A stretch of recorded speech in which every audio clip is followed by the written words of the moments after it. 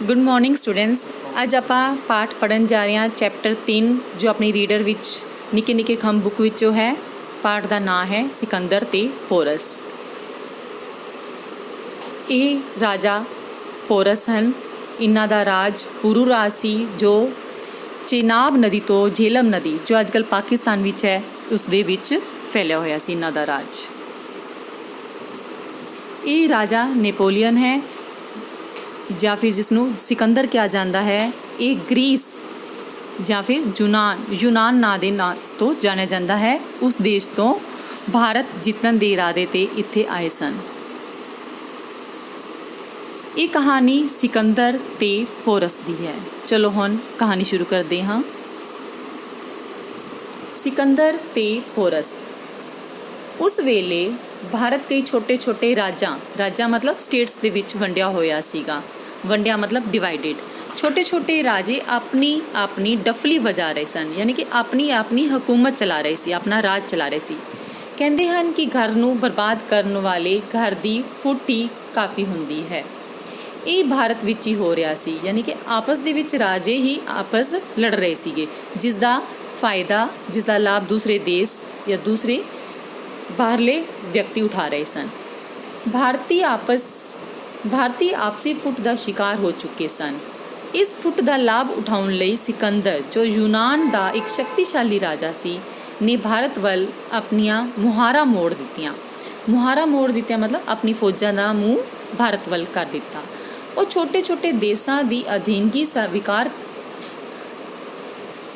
ਛੋਟੇ ਦੇਸ਼ਾਂ ਨੂੰ ਪਹਿਲਾਂ ਹੀ ਜਿੱਤ ਚੁੱਕਾ ਸੀ। ਬਹੁਤ ਸਾਰੇ ਦੇਸ਼ਾਂ ਨੇ ਤਾਂ ਉਸ ਤੋਂ ਡਰਦੇ ਮਾਰੇ ਹੀ ਉਸ ਦੀ ਅਧੀਨਗੀ ਸਵੀਕਾਰ ਕਰ ਲਈ ਸੀ, ਯਾਨੀ ਕਿ ਉਸ ਦੀ ਸ਼ਕਤੀ ਨੂੰ ਵੇਖ ਕੇ ਉਸ ਦੇ ਅੰਡਰ ਆਪਣਾ ਸਰੈਂਡਰ ਕਰਤਾ ਸੀ। ਸਰੈਂਡਰ ਯਾਨੀ ਕਿ ਅਧੀਨਤਾ ਸਵੀਕਾਰ ਕਰ ਲਈ ਸੀ। ਇੰਨੇ ਦੇਸ਼ਾਂ ਦੁਆਰਾ ਅਧੀਨਗੀ ਸਵੀਕਾਰ ਕਰਨ 'ਤੇ ਸਿਕੰਦਰ ਦਾ ਹੌਸਲਾ ਖੁੱਲ੍ਹ ਗਿਆ, ਯਾਨੀ ਕਿ ਉਸ ਦੀ ਹਿੰਮਤ ਵੱਧ ਗਈ ਅਤੇ ਉਸਨੇ ਭਾਰਤ ਨੂੰ ਜਿੱਤਣ ਲਈ ਭਾਰਤ ਦੀ ਧਰਤੀ 'ਤੇ ਹਮਲੇ ਦਾ ਬਿਗੁਲ ਵਜਾ ਦਿੱਤਾ। ਬਿਗੁਲ ਵਜਾਉਣਾ ਮਤਲਬ ਸ਼ੁਰੂਆਤ ਕਰ ਦਿੱਤੀ। ਇਸ ਬਿਗਲ ਦਾ ਅਜਿਹਾ ਅਸਰ ਹੋਇਆ ਕਿ ਭਾਰਤ ਦੇ ਛੋਟੇ ਛੋਟੇ ਰਾਜੇ ਵੀ ਸਿਕੰਦਰ ਦੀ ਦਹਿਸ਼ਤ ਅੱਗੇ ਗੋਡੇ ਟੇਕਣ ਲੱਗੇ। ਗੋਡੇ ਟੇਕਣਾ ਮਤਲਬ ਹਾਰ ਮੰਨ ਗਏ।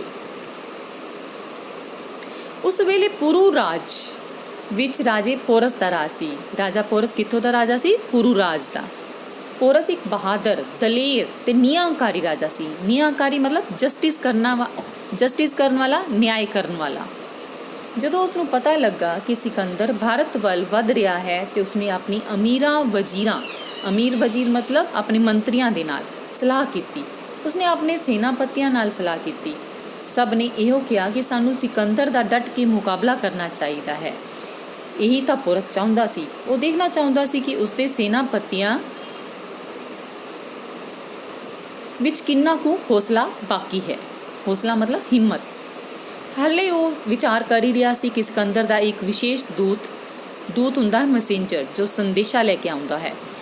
ਇੱਕ ਵਿਸ਼ੇਸ਼ ਦੂਤ ਸਿਕੰਦਰ ਦਾ ਪੈਗਾਮ ਲੈ ਕੇ ਪੋਰਸ ਦੇ ਦਰਬਾਰ ਵਿੱਚ ਆਇਆ। ਪੈਗਾਮ ਮਤਲਬ ਸੰਦੇਸ਼।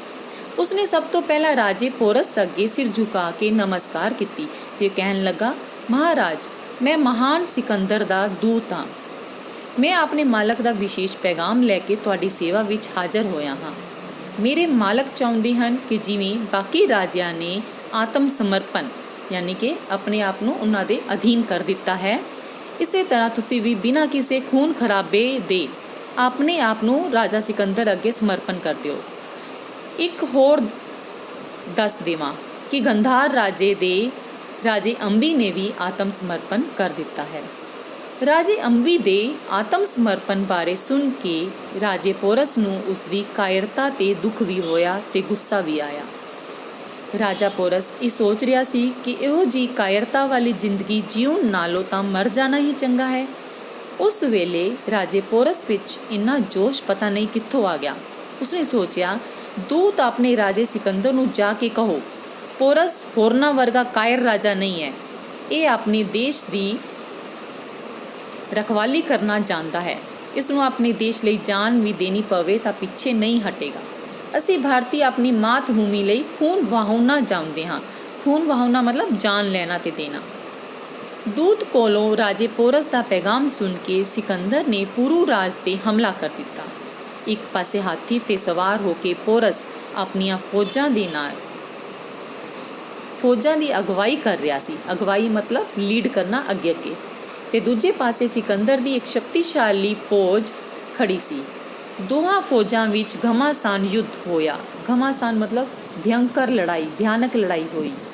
ਆਖਰ ਪੋਰਸ ਦੀ ਛੋਟੀ ਜਿਹੀ ਸੈਨਾ ਸਿਕੰਦਰ ਦੀ ਮਹਾਨ ਸੈਨਾ ਦੇ ਅੱਗੇ ਕਿੱਥੋਂ ਤੱਕ ਟਿਕ ਸਕਦੀ ਸੀ।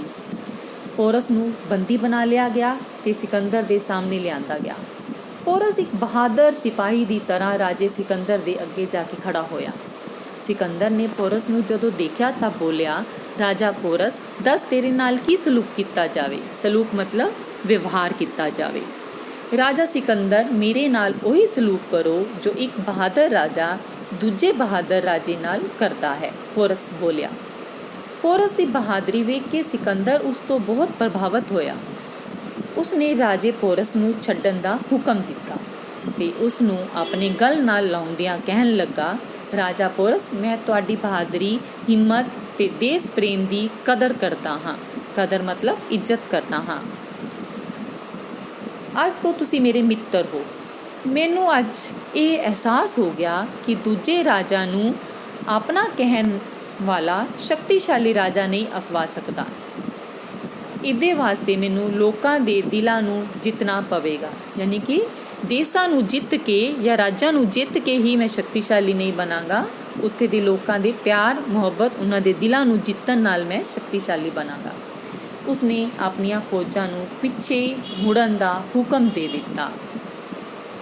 ਇਹ ਸੀ ਕਹਾਣੀ ਸਿਕੰਦਰ ਤੇ ਪੋਰਸ ਦੀ ਕਿ ਕਿਵੇਂ ਪੋਰਸ ਦੀ ਬਹਾਦਰੀ ਦੇ ਅੱਗੇ ਰਾਜਾ ਸਿਕੰਦਰ ਵੀ ਝੁਕ ਗਿਆ ਤੇ ਉਸ ਦੀ ਮਿੱਤਰਤਾ ਉਸਨੇ ਸਵੀਕਾਰ ਕੀਤੀ, ਉਸਨੂੰ ਆਪਣਾ ਮਿੱਤਰ ਬਣਾ ਲਿਆ।